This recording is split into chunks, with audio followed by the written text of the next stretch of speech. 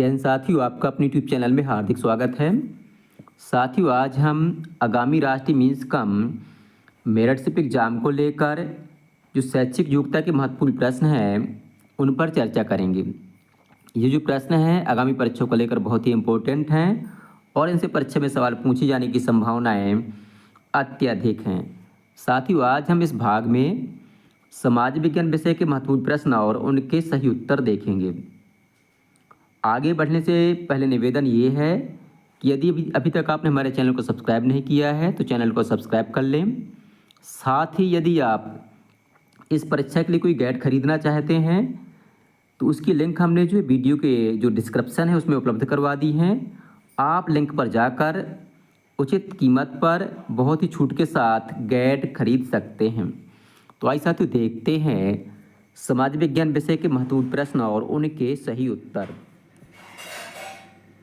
साथियों, समाज विज्ञान विषय का पहला प्रश्न है, राष्ट्रीय गीत वंदे मातरम किसने लिखा है? इसका सही उत्तर है ऑप्शन दूसरा, बंकिम चंद्र चटर्जी जी ने। अगला प्रश्न है, माउंट एवरेस्ट की समुद्री तल से ऊंचाई कितनी है? इसकी ऊंचाई है 8,848 मीटर। अगला प्रश्न है, राज्यसभा में अधिकतम कितने सांसद हो सकते हैं? तो इसका उत्तर है 250, जिनमें से 12 सांसदों को राष्ट्रपति महोदय मनोनीत करते हैं। और जो राज्यसभा होती है उसके सदस्य बनने के लिए न्यूनतम आयु 30 वर्ष होना आवश्यक है। प्रश्न है, इब्न तूता किस देश से भारत आया था? इसका उत्तर है ऑप्शन चौथा, मोरक्को से। अगला प्रश्न है, आगरा का किला किसने बनवाया था? तो आगरा का किला जो है अकबर ने बनवाया था, जबकि ताजमहल का निर्माण जो है शाहजहां ने करवाया था। प्रश्न है, तंजावर के निकट कौन सी नदी बहती है? तो तंजावर के निकट जो है कावेरी नदी बहती है। अगला प्रश्न है, कलिंग किस राज्य का प्राचीन नाम था?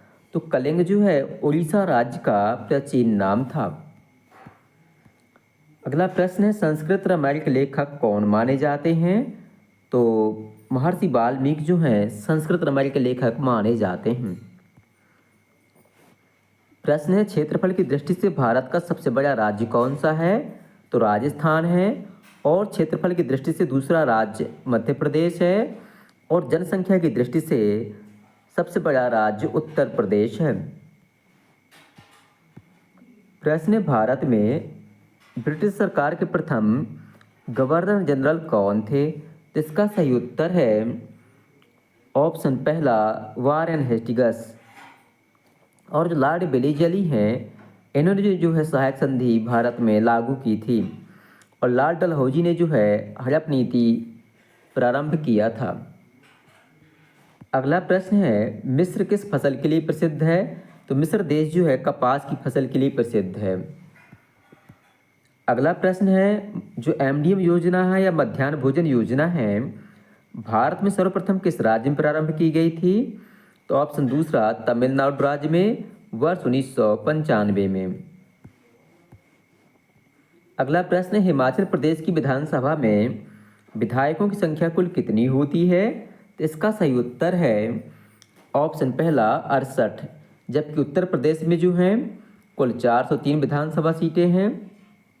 और एमपी में जो हैं 230 विधानसभा सीटें हैं। तो आप जिस राज्य का पेपर दे रहे हो आप उस राज्य की विधानसभा सीटें याद कर लें।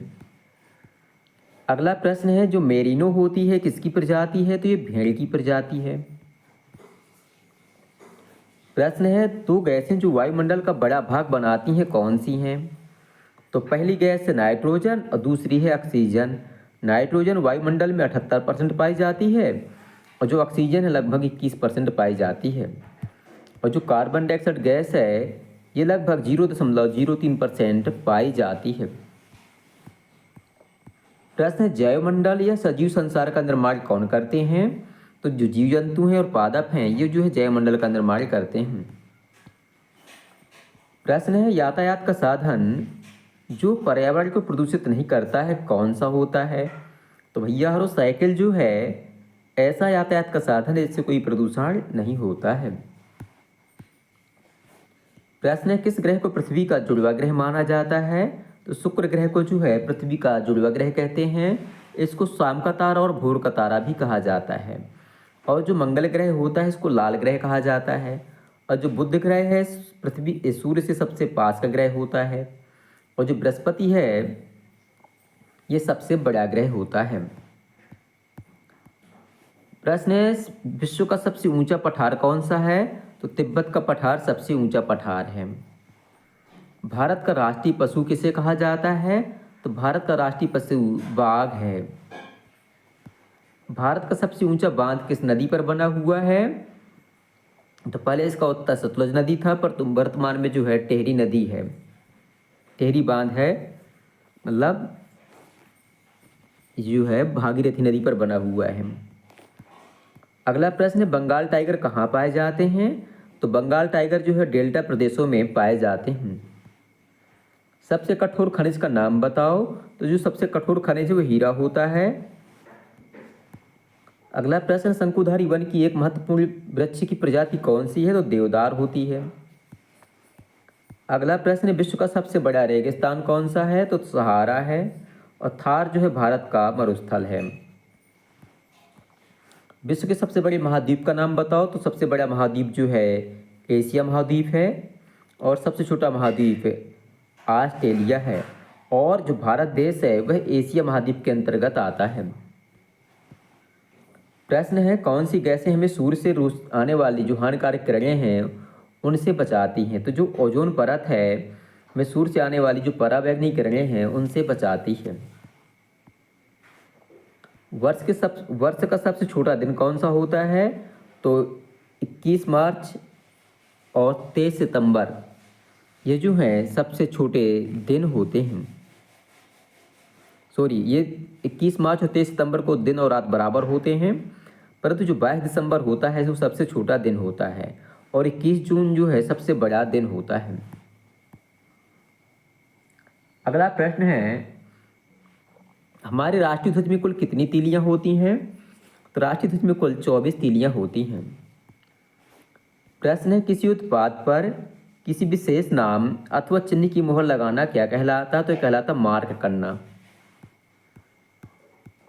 अगला प्रश्न है, ध्रुवीय क्षेत्रों में पाए जाने वाले बर्फ से बने मकानों को क्या कहते हैं? तो इनको जो है इग्लू कहा जाता है।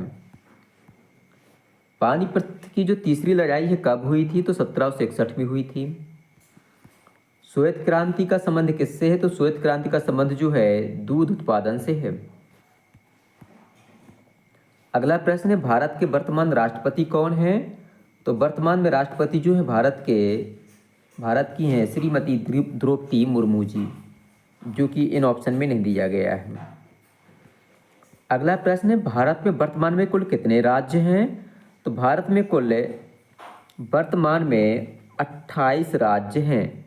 साथ ही इस प्रकार से भारत में कुल 28 राज्य हैं और कुल 8 केंद्र शासित प्रदेश हैं।